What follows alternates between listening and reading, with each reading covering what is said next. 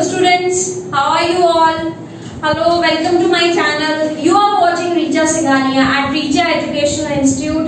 आज class 9 ICSE का एक इम्पॉर्टेंट सा chapter that is atomic structure का कुछ इम्पॉर्टेंट मॉडल एटॉमिक स्ट्रक्चर्स का मॉडल डिस्कस करेंगे like Rutherford model. Ernest Rutherford ने जो इतना सुंदर इतना बेस्ट एक वर्क किया, एक एक्सपेरिमेंट किया, तो अर्नेस्ट रदरफोर्ड का एक्सपेरिमेंट, उसके बाद उनके ड्रॉबैक्स, उनके फीचर्स डिस्कस करेंगे। तो let's start with this chapter, Ernest Rutherford atomic structure model. क्या है इस स्ट्रक्चर्स में, इस एक्सपेरिमेंट में? तो अर्नेस्ट रदरफोर्ड अराउंड 1911 में उन्होंने क्या किया था, उन्होंने एक्सपेरिमेंट करने के लिए हम लोग को क्या चाहिए, मटेरियल्स चाहिए, कुछ मटेरियल्स चाहिए, तब जाके आगे बढ़ता है एक्सपेरिमेंट। तो उनके मटेरियल्स में सबसे पहले उन्होंने लिया अल्फा पार्टिकल जो कि एक पॉजिटिवली चार्ज पार्टिकल है, positively charged particle, helium atom. क्या है अल्फा पार्टिकल, यहां पे लिख देती हूं, अल्फा पार्टिकल है हीलियम एटम, पॉजिटिव चार्ज का एक पार्टिकल है। क्लियर? सेकेंड उन्होंने लिया गोल्ड फॉयल यानी सोने की फॉयल, एकदम पतली ही सी, कोई भी मेटल चल सकता था, लेकिन उन्होंने क्या लिया, गोल्ड की एकदम पतली ही सी फॉयल, जिसमें वो एटम देखेंगे कि इस गोल्ड के भीतर, जैसे तुम लोग अभी खाना पैक करने के लिए एल्युमिनियम फॉयल देखते हो कि नहीं देखते हो, वैसे ही गोल्ड की फॉयल उन्होंने ली, जिसके भीतर वो एटम देखेंगे। ठीक है, एकदम थिनेस्ट, जितनी थिन हो पाए उतनी ही बेस्ट रिजल्ट्स रहेंगी। और तीसरा उन्होंने चूज किया स्क्रीन, एक फ्लोरोसेंट स्क्रीन। अब बताती हूँ इन तीनों का क्या काम है। ये था मटेरियल्स जो उन्होंने लिया। अब मटेरियल्स के बाद नेक्स्ट उनका एक्सपेरिमेंट स्टार्ट होता है। देखिए उनका एक्सपेरिमेंट कैसे स्टार्ट हो रहा है।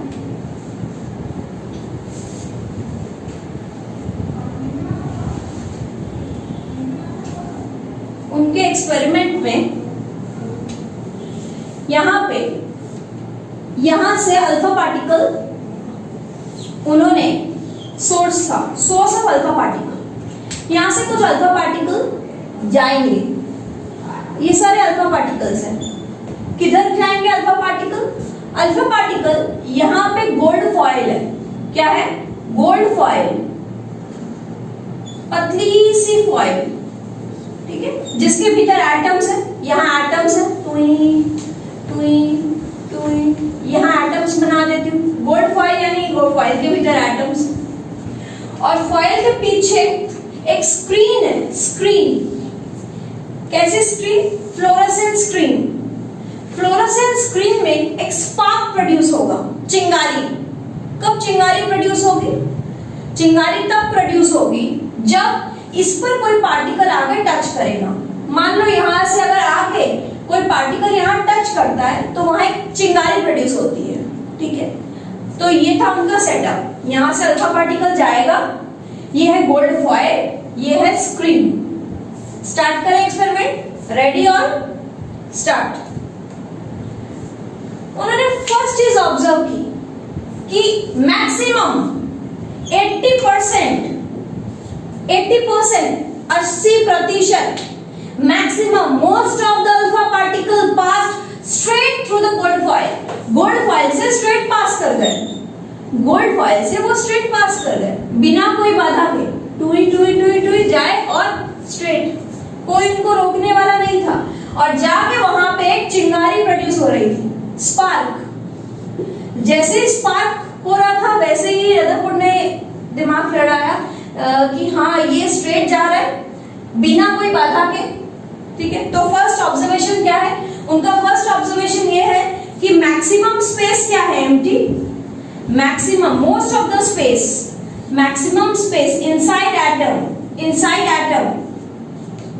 Is empty. अगर खाली नहीं होती तो क्या जा पाता? नहीं जा पाता, कहीं ना कहीं तो रुक जाता, धक्का खा के फिर आ जाता या वहीं रुक जाता, कुछ तो होता। अगर आज हम एकदम स्ट्रेट पास कर जा रहे हैं यानी मेरे रास्ते में कोई नहीं है, तो यानी एटम के भीतर मैक्सिमम स्पेस एम्प्टी है, maximum space inside the atom is empty. Sorry, this is हम लोग इसकी जगह ऑब्जर्वेशन लिखेंगे कि ये मत लिखो, ये हम लोग कंक्लूजन में लिखेंगे। ऑब्जर्वेशन पहला ये है कि most of the alpha particle pass straight, most of the alpha particle passed straight through the gold foil, passed straight through the gold foil, through the gold foil, gold foil से straight pass कर रहे हैं। Clear? Next second observation कि कुछ alpha particle गए और जाके कुछ एंगल से वापस लौट करके आ गए और कुछ एंगल से लौट के आ गए। वो गए और यहाँ स्ट्राइक करके कुछ एंगल से बाउंस कर गए, ट्विन गए, बाउंस करके फिर आ गए। तो सेकेंड ऑब्जर्वेशन ये था कि some of the alpha particle deflected by some angle, कुछ अल्फा पार्टिकल धक्का खा के फिर आ गए, यानी ऐसे गए धक्का खाए और फिर बैक करके कुछ एंगल से अपने घर चले गए, यानी बैक आ गए। पहली ऑब्जर्वेशन क्या थी? वो स्ट्रेट पास कर गए। दूसरा क्या था? गया, स्ट्राइक किया, कुछ एंगल से फिर आ गया। तो सेकेंड ऑब्जर्वेशन लिखते हैं। सेकेंड ऑब्जर्वेशन ये है कि some of the alpha particle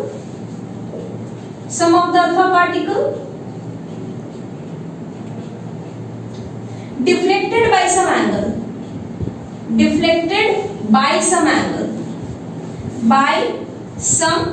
angle, कुछ एंगल से डिफ्लेक्ट हुआ। ठीक है, अब लास्ट थर्ड ऑब्जर्वेशन बहुत जबरदस्त इंपॉर्टेंट सुनने वाला है, ध्यान से सुनो।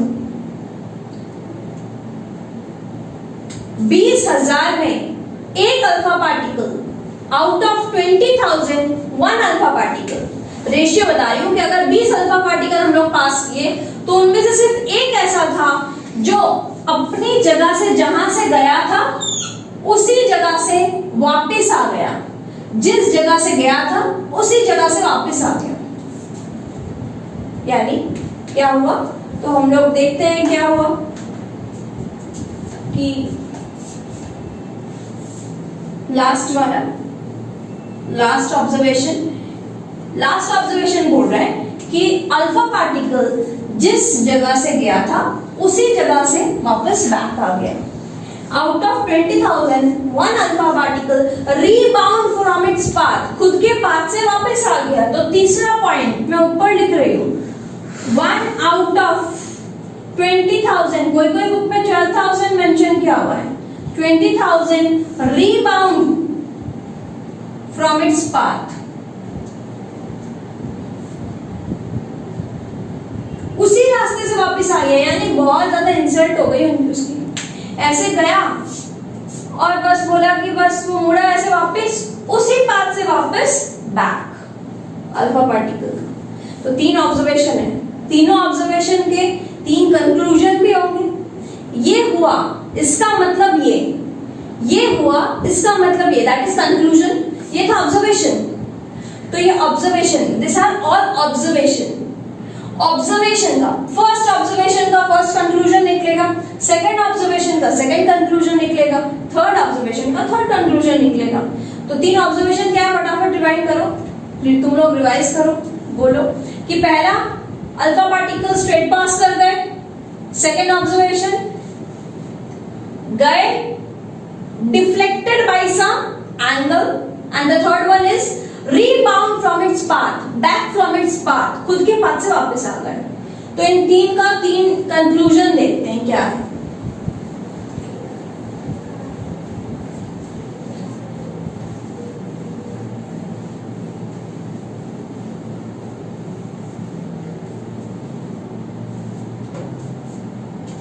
फर्स्ट कंक्लूजन, पहला कंक्लूजन, अगर कोई चीज स्ट्रेट निकल गई, स्ट्रेट, बोले कि आज सुबह हम लोग स्कूल के लिए निकले और एकदम स्ट्रेट पास कर गए बिना कोई रुकावट के, तो रुकावट यानी कोई बीच में ट्रैफिक नहीं था, कोई बीच में जाम नहीं था, कोई गाड़ी नहीं थी, तभी तो स्ट्रेट पास कर गए। तो अगर कोई अल्फा पार्टिकल स्ट्रेट निकल जा रहा है कोई एटम से, यानी एटम के बीच में मैक्सिमम स्पेस क्या है? एम्प्टी। तो फर्स्ट कंक्लूजन ये है कि मैक्सिमम स्पेस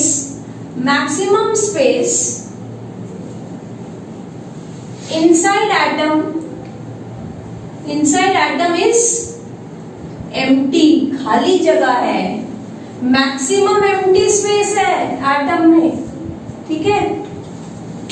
और सेकेंड पॉइंट, सेकेंड ऑब्जर्वेशन क्या था कि वो गया और वो एटम से धक्का खाके कुछ एंगल से फिर आ गया। और कौन धक्का खाके आ गया? ये अल्फा पार्टिकल था, पॉजिटिव चार्ज का, ठीक है। अब बताओ कि ये भी पॉजिटिव, अगर इसको कोई पॉजिटिव मिलता है एटम के भीतर, अल्फा पार्टिकल पॉजिटिव चार्ज एक पार्टिकल है, ठीक है। अगर उसको कोई पॉजिटिव चार्ज अगर एटम के भीतर मिलता है तो पॉजिटिव क्या होता है? Ripple each other.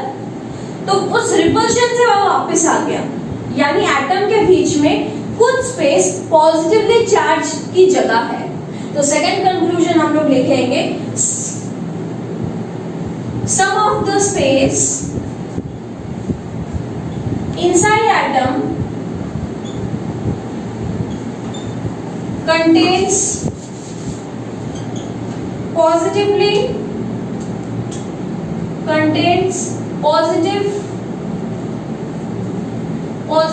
Charge particle, और उसी के कारण अल्फा पार्टिकल वापस आ गए, उसी से धक्का खाके डिफ्लेक्ट होके आ गए, ठीक है। अब तीसरा कंक्लूजन, जिसमें बोले थे कि कोई वही नहीं रहा, जिस जगह से गया था उसी जगह से आ गया, ठीक है। तो ऐसा कब होता है तुम लोग के साथ कि कहीं जाते हो और मतलब बहुत भयंकर सा कोई चीज दिखता है तो हम लोग बस वहीं से ही वापस आ जाते। तो अल्फा पार्टिकल को भी बहुत कुछ भयंकर सा चीज दिखा एटम के भीतर, वो था एटम के बीच में बहुत स्मॉल रीजन में न्यूक्लियस, डिस्कवरी ऑफ न्यूक्लियस, जो कि रदरफोर्ड ने ही की थी, कि न्यूक्लियस था एटम के बीच में, जो कि बहुत भारी भरकम, पूरा एटम का मास उस न्यूक्लियस के भीतर ही है। तो अल्फा पार्टिकल गया, न्यूक्लियस से तो सामना कर नहीं पाया, तो उसी जगह से अल्फा पार्टिकल वापस आ गया। ये मान लो पूरा एटम है, ठीक है, ये पूरा एटम है, पूरी जगह तो खाली है, तो अल्फा पार्टिकल निकल रहे थे स्ट्रेट, इधर उधर, लेकिन कोई एक अल्फा पार्टिकल न्यूक्लियस से सामना हो गया, तो फिर वो वापस वहीं से ही आ गया। तो तीसरा कंक्लूजन क्या है? न्यूक्लियस कि very small reason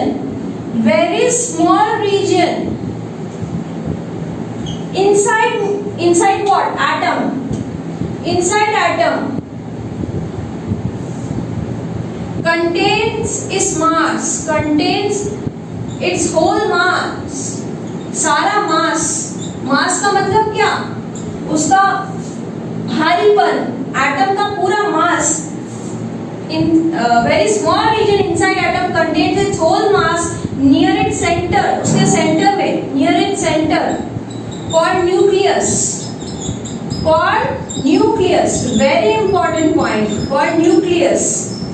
Very important point, nucleus. Ernest Rutherford ही थे जो न्यूक्लियस डिस्कवरी किए थे। तो ये 3 कंक्लूजन वेरी इंपॉर्टेंट, कि अधिकतर एटम की जगह खाली है, एटम के भीतर पॉजिटिव चार्ज है, और बहुत कम जगह पर न्यूक्लियस है। दिखाती हूँ अब इसका एटम का स्ट्रक्चर, ठीक है। 3 ऑब्जर्वेशन, 3 कंक्लूजन से आप फाइनली क्या लिखेंगे? रिजल्ट, फीचर्स, फिर कुछ ना कुछ तो कमी भी होगी, तो ड्रॉबैक,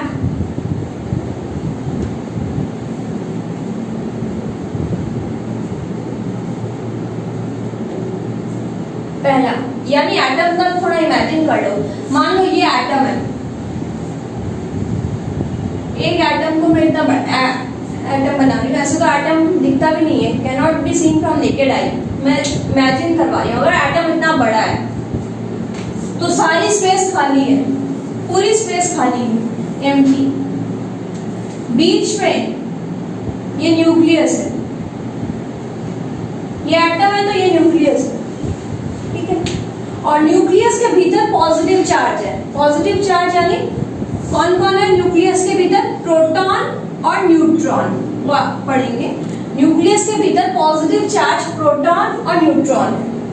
और न्यूक्लियस के आसपास इस जगह पर कौन है? और भी तो एक सब एटॉमिक पार्टिकल है।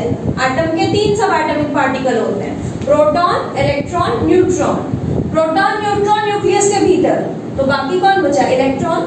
तो इलेक्ट्रॉन आसपास घूमते हैं। और तुम लोग ये भी पढ़े होंगे एटम न्यूट्रल होता है। तो एटम न्यूट्रल कैसे हो सकता है? कोई चीज न्यूट्रल कब होती है? जब जितनी पॉजिटिव चार्ज होती है उतनी की उतनी अगर नेगेटिव चार्ज हो तब वो न्यूट्रल होता है। तो यहाँ पे घूमते रहते हैं। कौन घूमते रहते हैं? कौन घूमते हैं बताओ? इलेक्ट्रॉन। तो न्यूक्लियस के आसपास यहाँ इलेक्ट्रॉन घूमते हैं। बहुत सारा अलग अलग इलेक्ट्रॉन घूम रहे। डिपेंड अपॉन साइज कौन सा एटम है उसके अकॉर्डिंग उसके इलेक्ट्रॉन प्रोटॉन है। तो दिस इज एटम।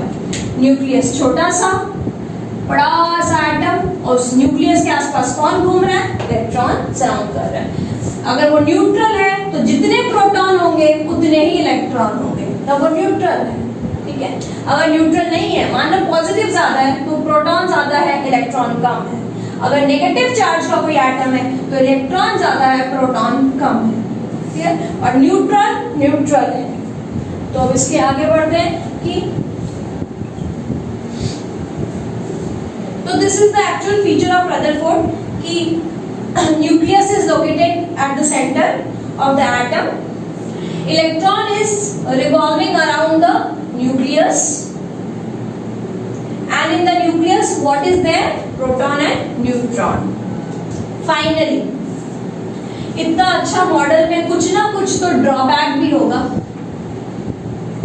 ड्रॉबैक का मतलब लिमिटेशन भी होगा, कुछ ना कुछ प्रॉब्लम, कुछ ना कुछ तो मिस किया होगा। तो है, मिसिंग है, क्या मिसिंग है बता दो। अगर न्यूक्लियस के आसपास